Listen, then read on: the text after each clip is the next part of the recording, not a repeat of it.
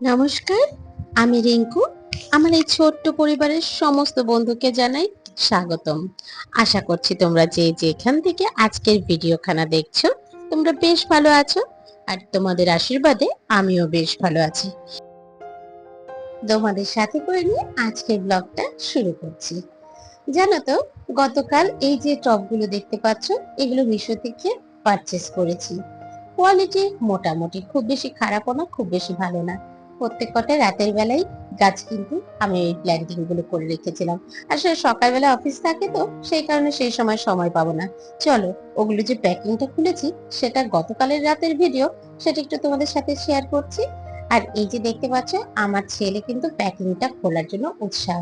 আর তারপর এই যে এরকম 5টা কালারের একদম নিচে একটা প্লেটও আছে, এইভাবে করে এসেছিল। চলো এরপর সকালের ভিডিওতে আসি। সকালবেলা ঘুম থেকে যথারীতি রান্না কিন্তু আমি অলরেডি বসিয়ে দিয়েছি। যেমন একদিকে দেখতে পেলে ভাত করেছি, আরেকদিকে কিন্তু সুজি করছি। তোমরা তো জানোই আমার হাজবেন্ড সুজিটাই বেশি কমফোর্টেবল খেতে। তো সকালবেলা রুটি আর সুজি দিয়ে ওকে টিফিনে দিয়ে দেবো।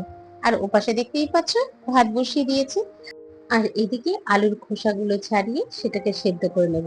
আর জানো তো, আগের দিন যখন আলুর পরোটা করেছিলাম, সেটা শাশুড়ি মায়ের কাছে খুব ভালো লেগেছিল। তো বললো আজকেও আলুর পরোটা করো। তাই আজকে যে আলু সেদ্ধটা করছি সেটা কিন্তু ভাতের মধ্যে দিয়ে দিলাম।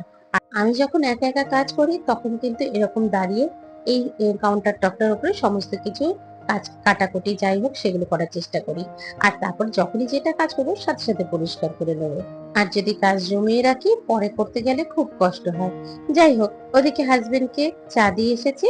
তারপর ওর জন্য আজকে দুটো রুটি করব, বেশি করবো না, যেহেতু আমরা আলুর পরোটা খাবো। সেই কারণে ওকে দুটো রুটি করে ওকে আগে দিয়ে নেব।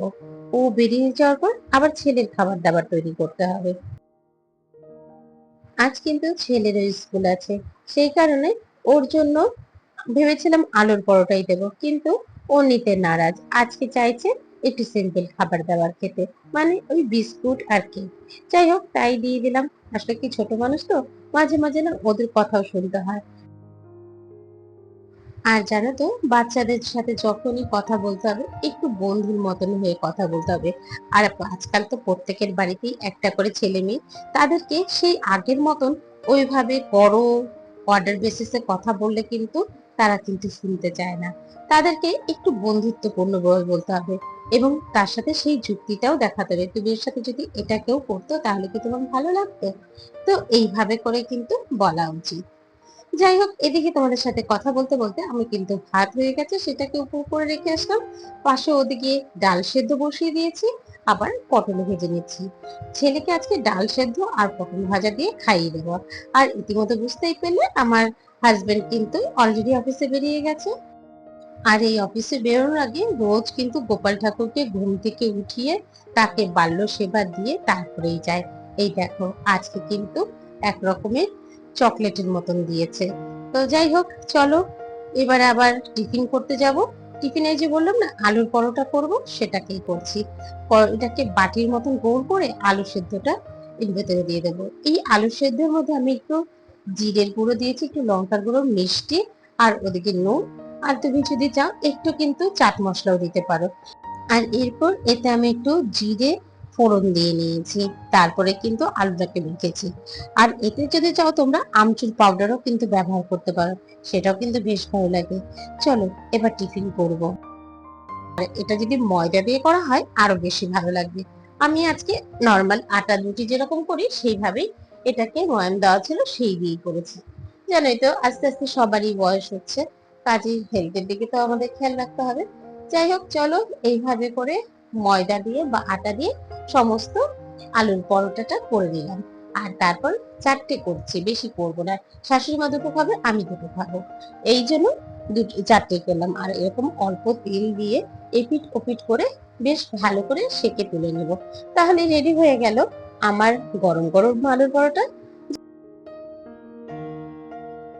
ছেলের জন্য কিন্তু আলুর পরোটা করতে চেয়েছিলাম, কিন্তু ছেলে খেতে চাইলো না, যেহেতু ও কেক বিস্কুট নিয়ে যাবে। যাই হোক, আজকে আর কোনো চাপ দিলাম না।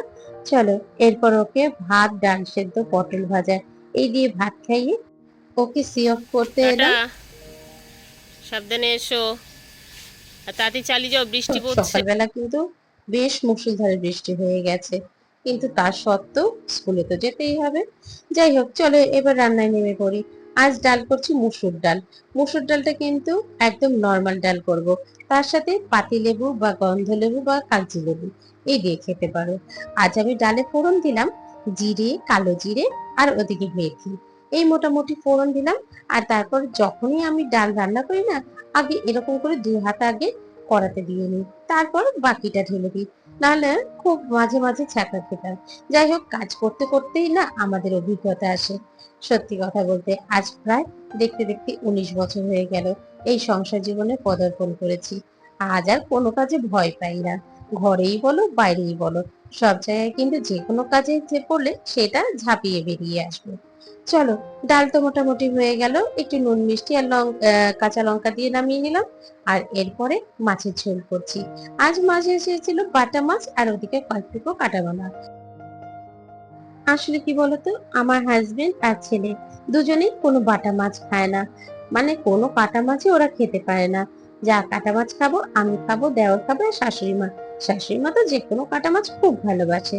চলো, ওদের জন্য কাটা কোনা দিলাম আর আমাদের এদিকে বাটা। ব্যাস, সমস্ত সবজিকে ভালো করে কষিয়ে নিয়ে এবার গরম জলটা দিয়ে দিলাম। আর তারপর এখানে গুঁড়োর মধ্যে আমি ব্যবহার করেছি ধনের গুঁড়ো আর জিরের গুঁড়ো। আর ওদিকে সবজির মধ্যে ব্যবহার করেছি আলু, বেগুন, আর ওদিকে কিন্তু আজকে ঝিঙে একবার দিয়েছি। ব্যাস, মোটামুটি আমার ঝোল রান্না কমপ্লিট। আমরা যারা রেগুলার কাজে যাই এবং সংসারের কাজ করতে হয়, তাদের কিন্তু সব দিকে ব্যালেন্স রাখতে হয়। যেমন ওদিকে মাছের ঝোল হতে হতে ওদিকে কিন্তু জামা কাপড় ভিজিয়ে রেখেছিলাম, সেগুলোকে ভালো করে আগে ধুয়ে মেলে কেচে দিলাম। আর জানো তো, এই কাঁচা কিন্তু আমার রেগুলারই থাকে, মানে আমি ডেইলির কাঁচা ডেইলি কাচি। ধরো আজকে যেটা অফিসে পড়ে গেছি সেটা কিন্তু আজকে জল কাঁচা হলেও করবো, কালকে আরেকবার পরে তারপর সেটাকে ধুয়ে দেবো সাবান দিয়ে। তো যাই হোক, সমস্ত জামা কাপড় কেচে এবার কিন্তু ঘরে ঢুকেছি। এই যে বাসি বিছানাটা কিন্তু আজকে একটু তুলতে দেরি হয়ে গেল, সমস্ত কাজ সেরে এসে তারপরে উঠেছি। আসলে কতটা যে সকাল থেকে দৌড়াচ্ছি তার ঠিক নেই। আর তারপর এই যে ছেলের যে জামা কাপড়গুলো আছে সেগুলোকে সব ভাঁজ করে জায়গা মতন রেখে দিচ্ছি। এই যে ব্যাগটা দেখতে পাচ্ছ, এটা কিন্তু ছেলের সমস্ত জামা কাপড় যেগুলো পরে কোচিং বলো টিউশন বলো সেগুলোতে যায়। আগে ছোটবেলায় ঝুড়ি ব্যবহার করতাম, এখন এই ব্যাগ। আর তারপর দেখছো ড্রেস আমি বের করে নিলাম যেটা পরে অফিসে যাব। আর আমার বিছানাও পুরো পরিষ্কার। আর ওই যে বাইরে দেখছি কিছু কিছু জামা ঝুলে রেখেছে, এগুলো বেশ কিন্তু কয়েকদিন আগে ধুয়ে রেখেছিলাম। যাই হোক, তোমাদের সাথে কথা বলতে বলতে আমার কিন্তু স্নান কমপ্লিট। ব্যাস, আমি রেডি হয়ে গেছি। চলো তো, আজকে যে ড্রেসটা পরেছি কেমন লাগছে বলো দেখি। চলো, এই পর্যন্ত ভিডিও দেখে তোমাদের যদি কোনো অংশ ভালো লেগে থাকে, প্লিজ একটা লাইক কমেন্ট করে দিয়ে যেও। আর তুমি যদি আমার চ্যানেলের নতুন বন্ধু হয়ে থাকো, চাইলে আমার চ্যানেলটাকে সাবস্ক্রাইব করতে পারো। আর অলরেডি যদি করেছো, তোমাকে অসংখ্য ধন্যবাদ। আর এই দেখো, তোমাদের সাথে কথা বলতে বলতে আমি কিন্তু রেডি হয়ে খাবার দাবার সমস্ত প্যাকিং করে নিয়ে চলেও গেলাম। আর তারপর দেখেছো আকাশটা আজকে দেখতে কি সুন্দর লাগছে। আর আমি ইতিমধ্যে কিন্তু অফিসের রাস্তায় ঢুকে পড়েছি। Good morning. এখন বাজে সকাল 10টা 10। মোটামুটি অফিস ঢুকে গেছে। অফিসে ঢুকে এবার অফিসের কাজ করব। সকালবেলা থেকে এই টাইমের সাথে যুদ্ধ করে যেন নাভির শ্বাস উঠে যায়, মনে হয় কীভাবে তো কাজ শেষ করি। যাই হোক, চলো, মোটামুটি কাজ শেষ, এবার অফিসে ঢোকার পালা। চলো, আজকের ভিডিওটা এই পর্যন্ত তোমাদের সাথে শেয়ার করলাম। কেমন লাগলো সম্পূর্ণটা অবশ্যই কমেন্ট করো। আবারও তোমাদের সাথে দেখা হচ্ছে পরের দিনের একটা নতুন ব্লগে, নতুন কোনো কন্টেন্ট নিয়ে। ততক্ষণ সবাই সুস্থ থেকো, ভালো